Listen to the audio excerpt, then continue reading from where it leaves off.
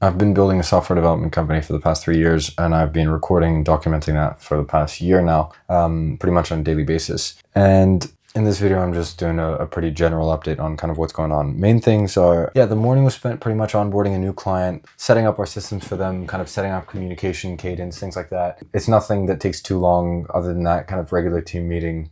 That was pretty long because we had to coordinate the stuff for the new project and the old project.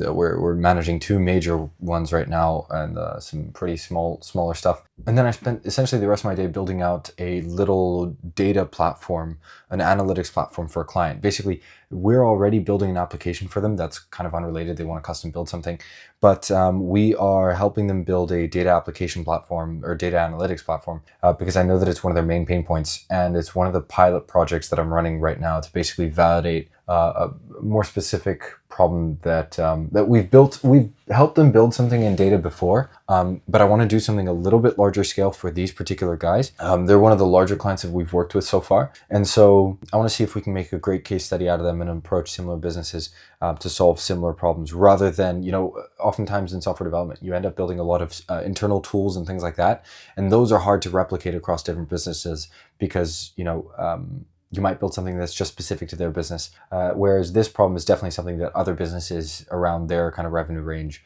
are likely to experience. And so I'm pretty excited about basically taking what we applied here and now going elsewhere and seeing if we can validate that same problem and seeing how it goes. So that's what I'm spending my time on right now. Basically, going to run this pilot project, see if we can get them some good results, make a great case study out of them, and then publish and talk more about it and spend more time on marketing. Getting better at marketing through essentially reading and practicing, and that's really it, and my focus right now and where most of my time is spent. We got some really good fulfillment. We got very good at that, but I need to double down on how we can, as an online company, as a remote company, how can we get more clients to notice us, because we don't have somewhere that people notice us by default, other than obviously relationships, which I think is a great place to start. But how do you scale that? And so that's paying more attention to content, more attention to events and things like that. So that's where I'm spending my time. And so I right now need to head out for a little thing with a couple of friends, and then I'm going to call it a day, but I'm going to continue to work on this stuff essentially kind of day in, day out for the next little while. So I'm pretty excited about that overall, but I'm going to go to the gym now before heading out, and that's it. That's pretty much my day. Nothing too fancy. But yeah, one reflection I will say, if for those of you who've watched this much of the video, one thing that's been on my mind is how much easier it is when you focus on an input goal and very few. And so I had 2 input goals at the start of this year, and I actually turned one down like to half because I just want to focus on fewer things.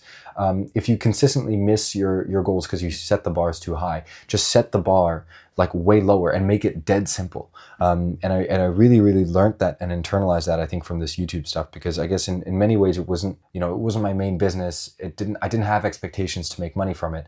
And so my kind of goal last year was record 300 pieces of content. When I made that goal, I didn't know that I was going to end up recording every day. I made this before I started the daily videos in January.